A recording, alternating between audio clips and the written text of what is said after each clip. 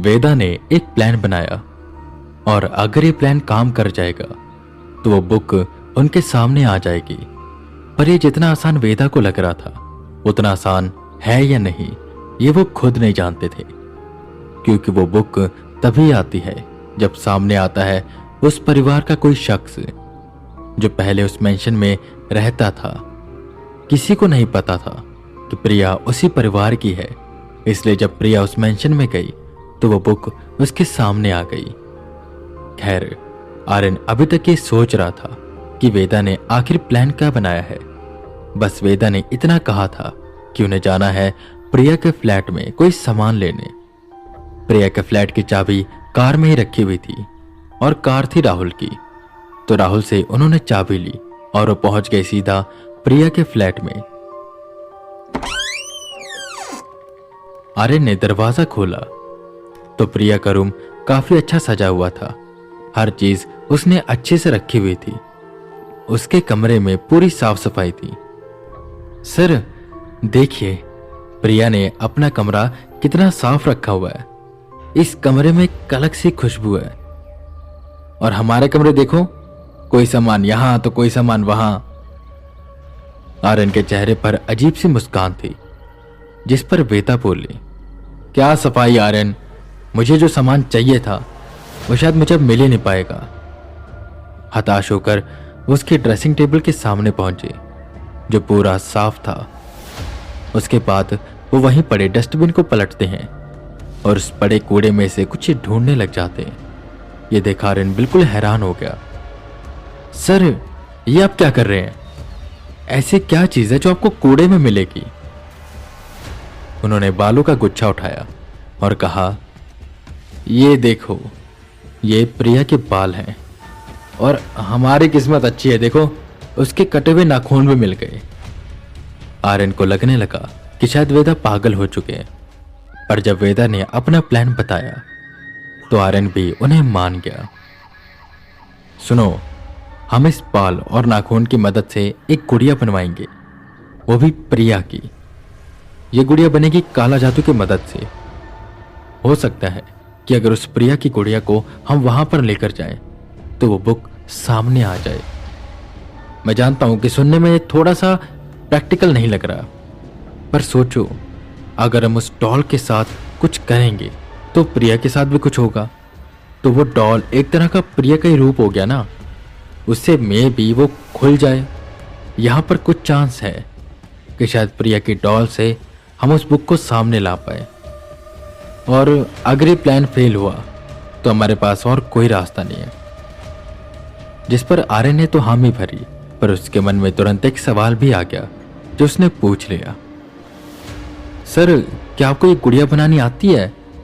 ये तो काला जादू करने वाले बना सकते हैं ना, क्या आपने ये काला जादू भी सीखा हुआ है? वेदा नाम में सिर हिलाते हुए बोले, नहीं आर्यन, मुझे तो काला जादू नहीं आता, पर मेरा एक दोस्त है, वो बहुत अच्छा काला जादू कर लेता है और वो इसकी गुड़िया बना पाएगा। वेदा उस बाल के गुच्छे को, नाखून को और यहां तक कि प्रिया की चप्पल को भी उठाते हैं और आर्यन के साथ निकल जाते हैं एक जगह की ओर जो थी दूर, और उन्हें जाने में वक्त भी लग गया। वेदा और आर्यन एक शमशान के सामने जाकर रुके। उस शमशान को देखकर आर्यन बिल्कुल हैरान हो गया कि वेदा के दोस्त यहां पर रहते हैं। आओ आर्यन, यही रहता है मेरा वो दोस्त। खैर, उनके अंदर जाते ही एक तांत्रिक जैसा दिखने वाला कोई शख्स उनके सामने आया। अरे वेदांत, तुम बड़े दिनों के बाद आए, कैसे हो? वेदा और वो तांत्रिक मिले। वेदा ने तांत्रिक की पहचान आर्यन से करवाई। ये मेरा साथी है आर्यन, और आर्यन ये है मेरे बहुत अच्छे दोस्त रहजवान, और मेरे दोस्त होने के साथ साथ बहुत अच्छे तांत्रिक भी हैं। मतलब सच में अच्छे हैं, वो नहीं जो लोगों का नुकसान करने के लिए उन्हें बेवकूफ़ बनाते हैं। इन्होंने काले जादू पर स्टडी की है और उसका हम अच्छा उपयोग कैसे करें उसके ऊपर रिसर्च कर रहे हैं। ये हमारी मदद कर सकते हैं। पहचान हो गई, जिसके बाद वेदा ने मेन बात करी। पहले उन्होंने उस तांत्रिक को सारी बात बताई और फिर कहा, मैं प्रिया के बाल और नाखून और साथ साथ चप्पल भी लेकर आया हूँ। तुम इसकी गुड़िया तो बना सकते हो ना? और जो मैं प्लान बना रहा हूँ, क्या वो संभव है? जिस पर वो तांत्रिक काफी देर तक सोचता है और कहता है, हाँ वेदांत, संभव तो है, पर मैं इसे इतनी जल्दी नहीं बना पाऊंगा। तुमको रात का इंतजार करना पड़ेगा, और मटका भी नहीं है मेरे पास, और उड़द की दाल भी चाहिए। ऐसा करो, तुम उड़द की दाल और मटका ले आओ, तब तक मैं बाकी तैयारी करता हूं। इस गुड़िया को बनाने के लिए काफी विधियां करनी पड़ेंगी हमें। ये सुन वेदा और आर्यन वहां से निकल गए सामान लेने के लिए। सर, रात को क्या उड़द की दाल बनेगी जो ये उड़द की दाल मंगवा रहा है? जिस पर हंसते हुए वेदा बोले, अरे आर्यन, तुम भूल गए क्या? किसी की भी गुड़िया बनाने के लिए पहले उसके बाल या नाखून चाहिए होते हैं, या उसके जिस्म से जुड़ी कोई भी चीज। फिर शमशान में रात के समय एक मिट्टी के मटके में उड़द को उबाला जाता है, उसको फिर आटे की तरह गूंदा जाता है, और फिर उससे एक गुड़िया बनाई जाती है जिसके ऊपर नाखून और वो बाल लगाए जाते हैं। पर हाँ, इसके साथ साथ उस शख्स को उस शमशान में रात के समय नग्न अवस्था में बैठना पड़ता है और मंत्रों का जप करना पड़ता है। और मेरा दोस्त इन सब चीजों में माहिर है, वो कर लेगा, तुम चिंता मत करो। वो सामान ले आए। रात हो गई। इस प्रक्रिया में वेदा और आर्यन को वहां पर रुकना नहीं था, तो वो होटल में चले गए। और जब सुबह हुई, वो सीधा शमशान में पहुंचे, और वहां पर जो उन्होंने देखा उससे वो दंग रह गए। वेदा के उस दोस्त को किसी ने बेरहमी से मार दिया था। वो बिना कपड़ों के था। उसके शरीर पर कुछ लिखा हुआ था जो समझ नहीं आ रहा था, और ये वही भाषा में लिखा हुआ था जिस भाषा में वो किताब थी। उसके हाथ में वो गुड़िया थी, और देखने में ऐसा लग रहा था जैसे वेदा के दोस्त का किसी ने गला पूरा मरोड़ दिया हो। पर कौन था वो? वेदा उस भाषा को देखने लगे। अक्षराज, क्या तुम मुझे ये बता सकते हो इस पर क्या लिखा है? जिस पर थोड़ी देर तक अक्षराज कुछ नहीं बोला। वेदा ने फिर से पूछा, अक्षराज, बता सकते हो या नहीं, बस मुझे इतना बता दो। जिस पर अक्षराज ने जवाब दिया, वेदांत, मैं तुम्हें नहीं बता सकता इस पर क्या लिखा है, पर हाँ, पूरा नहीं बता सकता। शुरुआती कुछ लाइनों में क्या लिखा है मैं ये बता सकता हूं। वेदा हैरान हुए कि आखिर ऐसा क्या लिखा है जिसे बताने से अक्षराज भी डर रहा है। बताओ, वेदा ने कहा, जिस पर अक्षराज ने बोलना शुरू किया। इस पर लिखा है कि तुम जो भी हो, मेरे पास आने की कोशिश मत करो। वो लड़की तुम्हें नहीं मिल सकती, पर फिर भी अगर तुम आना चाहते हो तो वो पड़ी है गुड़िया, उठाओ और आ जाओ। चाहता तो मैं इसे कब का मार देता, ये तो गुड़िया भी ना बना पाता। मैंने इसे गुड़िया बनाने दिया ताकि मैं तुम्हें एक मौका दे सकूं। वेदांत, इसके आगे की लाइन मैं तुम्हें पढ़कर नहीं सुना सकता, पर हाँ, तुम जाना मत। वो लड़की जिसके कब्जे में है, हम उससे लड़ नहीं सकते। आगे की लाइंस सिर्फ मेरे लिए, उसमें सिर्फ मेरे लिए चेतावनी है।